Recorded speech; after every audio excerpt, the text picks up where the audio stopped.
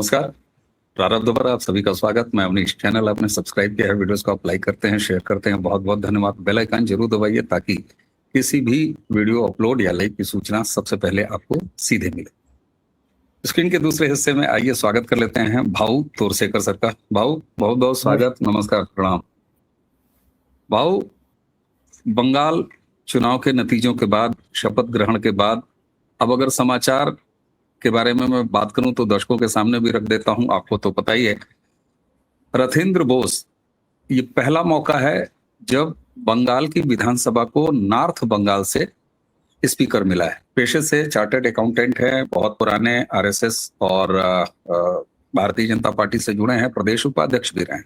इसके अलावा शुभेंदु अधिकारी के मुख्यमंत्री बनने के बाद ताबड़तोड़ फैसले, कुछ नीतिगत और कुछ प्रशासनिक, ये सारी चीजें चल रही हैं। सीबीआई इंक्वायरी के लिए फाइल ओपन करना, ये सब है। और बंगाल में काम की लिस्ट भाऊ इतनी लंबी है कि ये सिलसिला तो चलता रहेगा। लेकिन आज हमारी टीम ने थंबनेल ही बनाया है कि मैं सवाल पूछूं, बंगाल को आगे कैसे बढ़ते हुए देख रहे हैं? अब सरकार काम कर रही है और भारतीय जनता पार्टी के रूप में बंगाल जीतने के बाद आगे क्या? क्योंकि बहुत सारे और अभी मुकाबले बाकी हैं। तमिलनाडु में आप देख रहे हैं, केरल में सरकार बनने के बाद क्या स्थितियां हैं। जिस तरीके से अभेद्य किला कहे जाने वाले बंगाल को भेदा है, इसी तरह पंजाब है और रूटीन में तो उत्तर प्रदेश और अन्य राज्य हैं ही। भाऊ प्लीज। देखो, बंगाल की बात अब अगर आपने कहीं बड़े जो आजकल ऊंची ऊंची इमारतें बनती है, टावर बनते हैं, आपने देखा होगा, तो आप जाते तो वहाँ 22 मंजिला है, 28 मंजिला है, 40 मंजिला है। तो लिफ्ट में जाते तो बटन दबाना पड़ता है कि मुझे 14वीं मंजिल पर जाना है। तो उसमें और एक माइनस नाम का होता है, यानी जमीन से भी नीचे भी कुछ होता है, शायद पार्किंग होता है और कुछ होता है, बहुत कुछ होता है। तो 4-4 मंजिल नीचे भी होते हैं जमीन के। तो बंगाल जो आज ममता के हार के बाद बीजेपी के हाथ में आया है ना, वो शायद 4-5-8 मंजिल नीचे है जमीन के। पहले जमीन उसको उठाकर जमीन की लेवल पर लाना पड़ेगा, और जमीन की लेवल पर आ गया तो उसके बाद डेवलपमेंट शुरू होती है। ये हमें समझना चाहिए। जो हम अनुभव करते हैं, तो चलो आया, अब पिछले 1 महीने में बीजेपी ने क्या किया, ऐसा कल से आज से शुरू हो गया। क्या किया? 10 दिन तो हो गए। अरे तेरे बच्चे को भी 10 दिन हो गए थे। क्या पतलून डालता था उसे या मुर्गी खिलाता था? उसकी पाचन शक्ति भी देखनी पड़ती है। उसके अपने खड़े रहने के, बच्चा खड़ा नहीं रह पाता 4-6 महीने 8 महीने। तो ये बात होती है। तो इसलिए बंगाल में अब क्या हो गया, इसके बारे में इग्नोरेटी छोड़ो। देखो, हम नामकरण समारंभ होता है, त्योहार होता है, हम जाते, पेड़ा वगैरह खाते, कुछ रबड़ी खाते, निकल आते। क्या हर दिन अरे बच्चा कितना बड़ा हो गया, उसकी लंबाई कितनी बड़ी हो गई, क्या पूछते? अपना भाई हो, बहन हो, किसी को भी, उसको बच्चा हुआ है, हाँ ठीक है, उसका नामकरण था, हम गए। उसके बाद कभी 2-4 महीने में अरे ये तो बड़ा हो गया लगता है, होता है ना। तो हर दिन नहीं पूछते ना। लेकिन ये जो जर्नलिस्ट नाम की जमात है, उनको इतनी अक्ल नहीं है। उनको लगता है हर कभी, मुझे याद है मैं बिल्कुल बच्चा था तो पहली बार हमने वो अंकुर निकलते ना चने के वगैरह, वो देखा था तो अजीब लगा था। तो माँ ने बताया इससे ही आगे चलकर पेड़ बन रहे। तो चलो हमने एक छोटा बर्त कई ये लिया, उसमें मिट्टी डाली, उसमें लग, और हर दिन उठकर देखते थे उसको कितनी जड़ आई है। तो माँ बोली अरे मर जाएगा वो।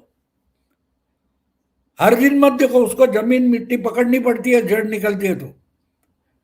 तो आज जो ज्ञानी लोग हैं ना, वो उतने बच्चे हैं या बेअक्ल है कि हर दिन जड़ कितनी जमीन में गई है वो देखना चाहते हैं। चले झाड़, पेड़ मर जाएगा, पेड़ बनेगा ही नहीं।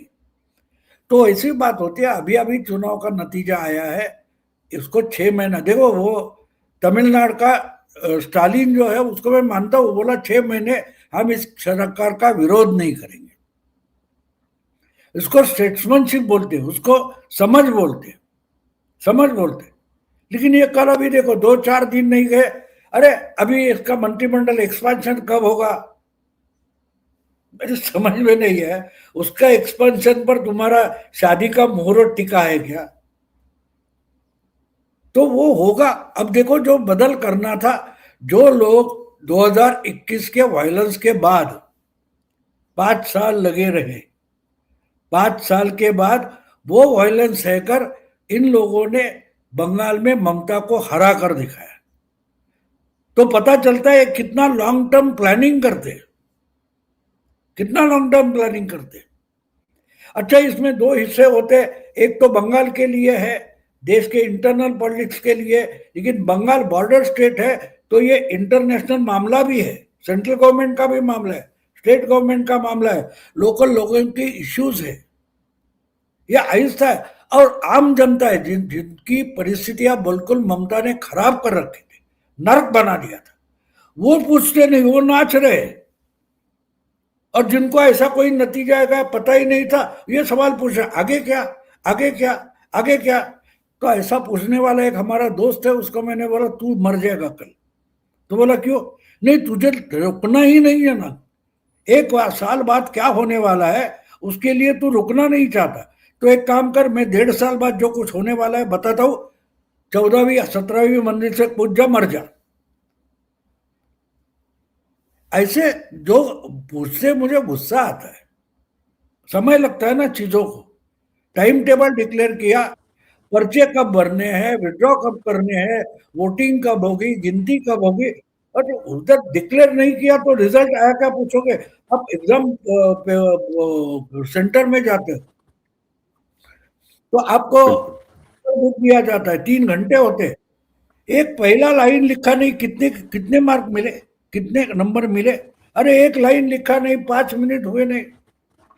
अभी परीक्षा पूरी होगी, उसके बाद आंसर बुक कलेक्ट होगा, वो एग्जामिनर के पास जाएगा, लेकिन एक लाइन लिखी नहीं तो सवाल तैयार है। तो ये सवाल पूछने वालों को इग्नोर करना जरूरी है। अगर आप राजनीति समझना चाहते हो, वो समझाना चाहते हो, तो ये बहुत जरूरी है कि ऐसे ये लोग पागल में मानते हो, इनको अकल नहीं है, इनको अकल नहीं है। तो इसलिए बंगाल में अब ये हो गया, अभी सेटल होना बाकी है। टीएमसी के लोग डरे हुए, जो जानकारी मेरे पास है, बहुत सारे लोग बोल रहे टीएमसी के 40 लोग टूटेंगे, टूटने के लिए तैयार है बीजेपी। अरे ऐसा कुछ नहीं। मैं सबसे बड़ी बात आपको बोल दूं, टीएमसी मरती होगी तो भी अमित शाह उसको बचाएंगे, ये समझ लो। क्योंकि हमारे तरीके से अमित शाह नरेंद्र मोदी सोचते नहीं है। वो जानते हैं हमारा देश लोकतंत्र से चलता है, और जब लोकतंत्र से चलता है तो हर 5 साल बाद एक चुनाव होता है, उसमें किसी को हराकर जीतना पड़ता है। ममता का तरीका अलग था, तुम पर्चा ही भरो मत, हम अविरोध चुनकर आएंगे। याद है ना, 5 साल 4 साल पहले 23,000 लोग ये ब्लॉक के निकाय के कैसे आए थे, सामने कोई था ही नहीं। तो ममता की जो लोकतंत्र वो अलग है, बीजेपी का अलग है। बीजेपी चाहती है कि अच्छा अपोजिशन होना चाहिए, अच्छा विपक्ष होना चाहिए, और इसलिए अगर तृणमूल बिखर जाती है, खत्म होती है, तो अमित शाह खत्म नहीं होने। उनको टीएमसी जो है वो बिल्कुल पसंद है। सीपीएम और कांग्रेस के बजाय अगर टीएमसी चालू रहती है तो बीजेपी को चाहिए। अगर टीएमसी मर जाती है तो कांग्रेस या लेफ्ट फ्रंट का रिवाइवल हो जाएगा, और अमित शाह वो नहीं चाहते, क्योंकि उनको मालूम है अगर टीएमसी बनती है तो उनका केडर बनेगा, कांग्रेस बनेगी तो कांग्रेस को आउटसाइड सपोर्ट मिल सकता है, तो इससे अच्छी टीएमसी है, उसको ही चला लो। हर 5 साल बाद हराएंगे, कोई बात नहीं, हराएंगे। तो ये जो चल रहा है ना कि टीएमसी के 40 टूटेंगे तो टीएमसी बचेगी, क्या? ममता नहीं बचेगी, टीएमसी बचेगी। क्योंकि टीएमसी एक ग्रुप है, अभी वो अच्छा ऑर्गेनाइज पार्टी नहीं है, जमावड़ा है, वो पार्टी नहीं है, उस पार्टी का कोई संगठन नहीं है। पार्टी होती है, दल होता है तो उसका संगठन होता है, ममता की पार्टी का कोई संगठन नहीं है।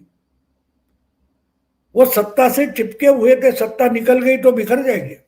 लेकिन मैं अमित शाह को समझता हूं, जानता हूं, मैं आपको गारंटी देता हूं अमित शाह टीएमसी बिखरने नहीं देंगे। सवाल इतना ही कि वहां से कौन अजीत पवार निकल आता है, कौन एकनाथ शिंदे निकल आता है, उसका इंतजार चल रहा है। बिल्कुल भाव। और इसका ये अर्थ नहीं है कि ममता के किए गए कारनामों पर कार्रवाइयां नहीं होंगी। ये राजनीतिक रूप से जो मैं समझ रहा हूं कि टीएमसी जीवित रहना चाहिए भारतीय जनता पार्टी के वर्तमान नेतृत्व के लिए, ये आपकी फाइंडिंग है भाव। जब हम आपसे ये पूछते हैं कि बंगाल तो हो गया, अब इसके बाद क्या, तो सीधे उत्तर प्रदेश पर नजर जाती है, जहां कहने को तो अब 1 साल है, लेकिन अब 1 साल आखिरी साल जब होता है तो उसको अब साल नहीं कह सकते, आप उसे दिन में गिन सकते हैं चुनाव के लिहाज से। जिस हिसाब से उत्तर प्रदेश एक बड़ा है, आबादी में भी बड़ा है, क्षेत्रफल में भी बड़ा है, और उसी के साथ साथ सीटों में भी बड़ा है। अखिलेश यादव अकेले ऐसे थे, ममता बनर्जी ने पुकारा तो सोनिया से लेके तेजस्वी तक को था, लेकिन हरी चादर लेके अखिलेश यादव ही पहुंचे। इसके कई राज निकाले जा रहे थे, ये भी कहा गया कि वो डर गए हैं। बंगाल में उत्तर प्रदेश के योगी आदित्यनाथ ने माहौल बनाया, बदले में क्या बंगाल एक बड़ा इंपैक्ट डालने जा रहा है उत्तर प्रदेश के 27 के चुनाव में? नहीं, मेरा मानना है कि अखिलेश हार चुका है, उसको बंगाल का चुनाव उसको बता रहा है। अगर बंगाल में मुस्लिम वोट बैंक डूब गई है तो वो यूपी में तो नहीं चलेगी। और दूसरी बात, उसके डरने का और एक कारण मुझे दिखाई दे रहा है कि जो शुभेंदु अधिकारी के सहायक थे चंद्रनाथ रथ, उसकी जिस ढंग से एक षड्यंत्र के तहत मर्डर हुई है, तो उसके 3 आरोपी यूपी में पकड़े गए और वो यूपी में पकड़े गए और अखिलेश दौड़ते दौड़ते कोलकाता चले गए। कोई रिलेशन नहीं है, कोई रिलेशन नहीं है। खबरें ऐसे ढूंढनी पड़ती है कि बाकी देश का कोई भी विपक्ष क्षेत्रीय दल का नेता ममता की सांत्वना करने कोलकाता नहीं पहुंचा, अकेले अखिलेश पहुंचे, अकेले। और वो भी कब पहुंचे देखिए आप, वो पहुंचे हैं वो चंद्रनाथ रथ की हत्या होने के बाद, उसके धागे पकड़े गए यूपी में उसके बाद। और वहां पहुंचते ही पहले गले मिले हैं तो अभिषेक बैनर्जी से मिले, और चंद्रनाथ रथ की मर्डर का शक जो है, उसके सुपारी का शक है, वो अभिषेक बैनर्जी पर है। हत्यारे आउटसाइड के थे, यूपी के थे, समझा? तो ये देखना पड़ता है बारीकी से कि इसका क्या रिलेशन है। ये सांत्वना देने गए थे या अब तुम फंसोगे तो यार मुझे मत फंसाओ बताने गए थे? एक बात वो है। दूसरी बात आईपैक की है। आईपैक ने टीएमसी को डुबाया, लेकिन आईपैक ने डुबाने का एक बड़ा कारण था कि आईपैक ही पिछले 5 साल से जिस ढंग से टीएमसी चला रही थी, टीएमसी का ममता गवर्नमेंट चला रही थी, उसी ने गोवा इलेक्शन के लिए जो पैसा भेजा था वो हवाला से भेजा था, और वो हवाला कनेक्शन ईडी के हाथ में आया, वहां से पूरे आईपैक को लपेटे में लिया गया। और उसी आईपैक से ममता ने अखिलेश को इंट्रोड्यूस किया। तो अब आप अखिलेश अगर आईपैक से अपना कॉन्ट्रैक्ट तोड़ रहा है, फिर भी कुछ ना कुछ तो लेन देन हुई है। क्या वो लेन देन चेक पेमेंट में हुई है? नहीं हुई। वो लेन देन चेक पेमेंट में नहीं होती, और जो सुपारी दी जाती है उसका भी चेक पेमेंट नहीं होता। ऐसा कहा जाता है कि 1 करोड़ रुपए दिया गया था गेम बजाने के लिए।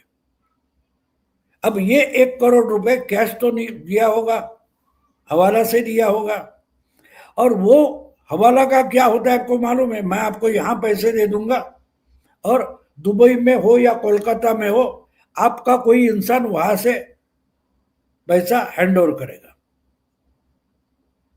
तो जो कोलकाता में आईपैक ने दिया हुआ पैसा है, वो यूपी के जो सुपारीबाज है उनको कैश देने वाला कौन है? कितने धागे हैं देखो, कितने धागे हैं। तो इसलिए अखिलेश डरा। अखिलेश अब सिर्फ चुनाव के लिए नहीं डरा है। 8 महीने बचे, अगले फरवरी में वगैरह वहां चुनाव होना है, तो 8-9 महीने बचे। चुनाव के लिए डरा है, लेकिन उससे पहले अगर ईडी का मामला उसके भी खिलाफ वहां शुरू हो जाए तो डबल वहमी हो गए। हमारे मराठी में बोलते हैं ना की घरचं झालं थोडं, त्यात व्यायाने पाठवलं घोडं। यानी शादी में दौड़ धूप तो होती है, दूल्हे के घर में भी होते ना, दुल्हन के घर में शादी के लिए जाना है तो नहीं नहीं, हमारा दूल्हा तो घोड़े पर बैठ के आना चाहिए।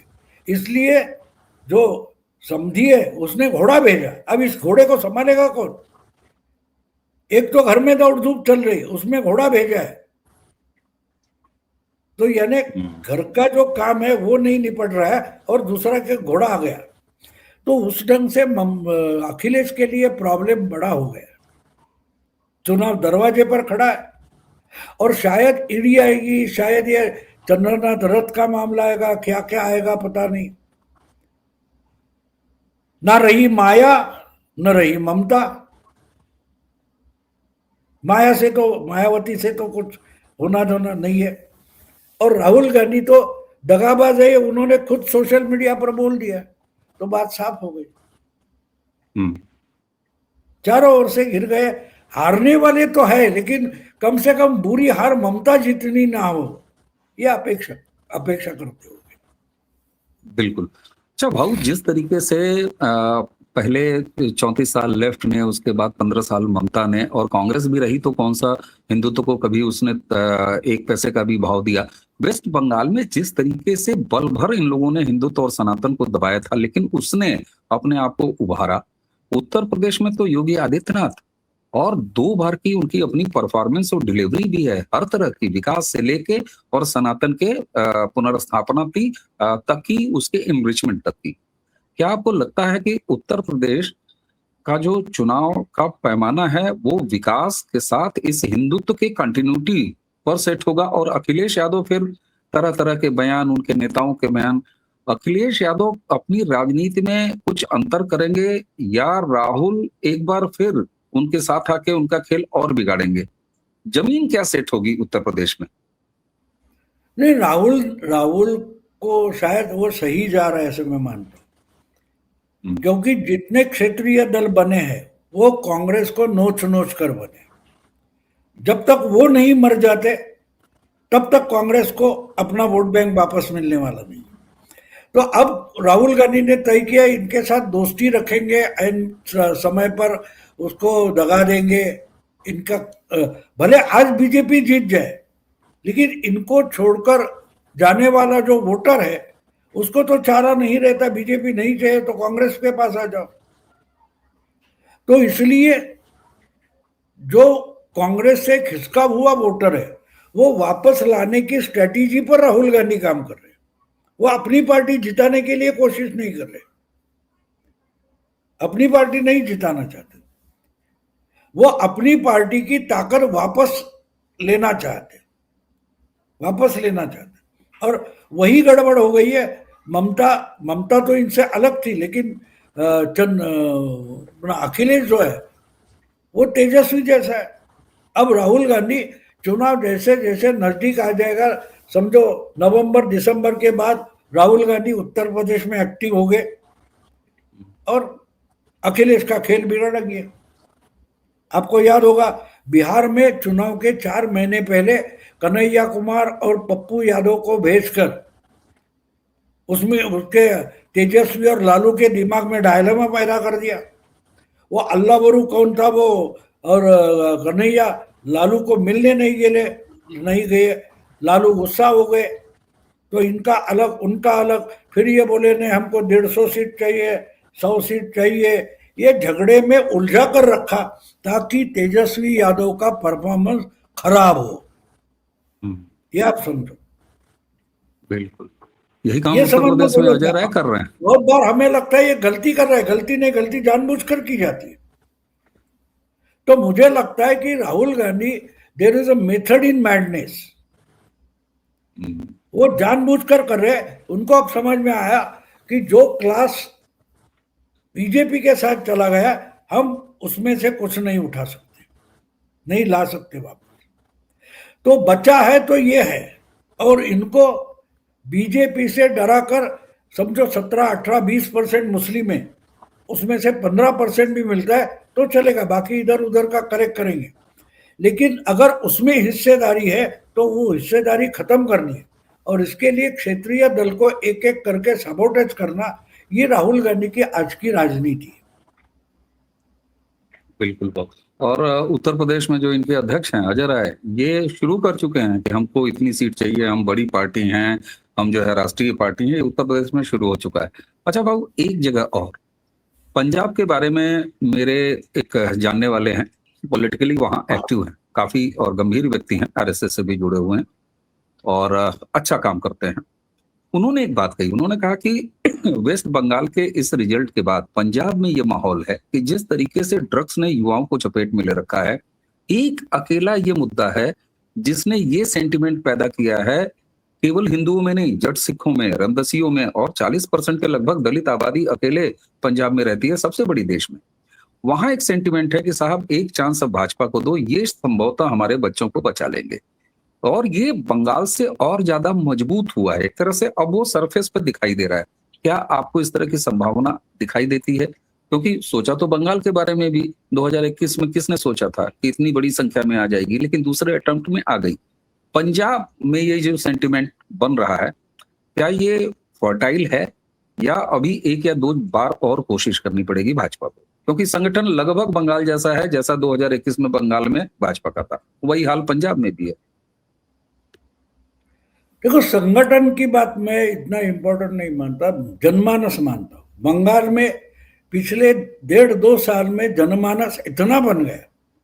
हाँ, एक बात है कि जो कुछ संगठन है टूटा फूटा है, लेकिन सनातन का और सिखों का जोड़ करके पंजाब जीता जा सकता है, ये बात साफ है, पंजाब जीता जा सकता है। तो उसमें केजरीवाल का इस्तेमाल और आम आदमी पार्टी के जो गधे हैं उनका इस्तेमाल बीजेपी कितने ढंग से करती है।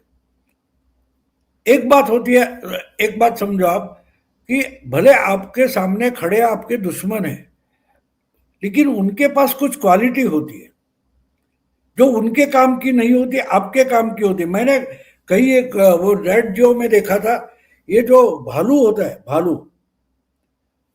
तो भालू को मधुमक्खियां काट नहीं सकती, उसके बाल होते हैं ना, बहुत बहुत बाल होते हैं, तो वो मधुमक्खियां होती है उसको काट नहीं सकती। तो वो जाके वो मधुमक्खी का छाता होता है तोड़ देता है, उसको वो ये चाहिए, मीठा खाता है ना वो, उसको पसंद आ है, लेकिन उसको पता नहीं कहाँ है। तो एक पंछी होता है अफ्रीका में, उसको उस छाते से मोम चाहिए होता है, लेकिन उसकी हिम्मत नहीं होती छाते के पास जाने की। तो ये चोंच मार मार कर भालू को उस तरह दिशा में लेते रहता है, और जब वो बू आती है तो वो पेड़ पर चढ़ जाता है भालू और तोड़ देता है, वो पूरा खा जाएगा। उसके बाद ये पंछी आकर वो मोम निकालता है।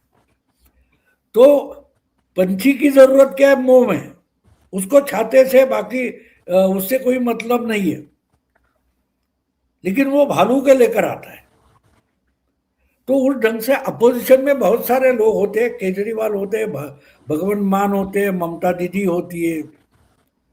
उनकी गलतियों को आप अपने रणनीति का हिस्सा बनाओ तो चुनाव। अब ममता को जिस ढंग से कोर्ट कचहरी में लटका कर रखा था, बिल्कुल वो केजरीवाल जैसा था। केजरीवाल भी फंसे रहे, हेमंत सोरेन नहीं रहे। मैंने आपके पॉडकास्ट में बोला था कि केजरीवाल के रास्ते से ममता निकल गई, वो उसकी गलती है। वो हेमंत सोरेन के रास्ते से निकलती तो चुनाव आसान हो जाता। आज भी कोर्ट में फंसी है, केजरीवाल भी कोर्ट में फंसा है। हुआ क्या? जिस केस का बार बार रेफरेंस दिया जाता है, बोम्मई केस, एसआर बोम्मई, उनके सरकार बर्खास्त हुई थी, विधानसभा, वो कोर्ट गए, कोर्ट का मामला चलता रहा, बीच में 2 कर्नाटक के विधानसभा चुनाव हो गए और बाद में वो गलत था। अरे लेकिन अभी रीइंस्टेट नहीं कर सकते ना।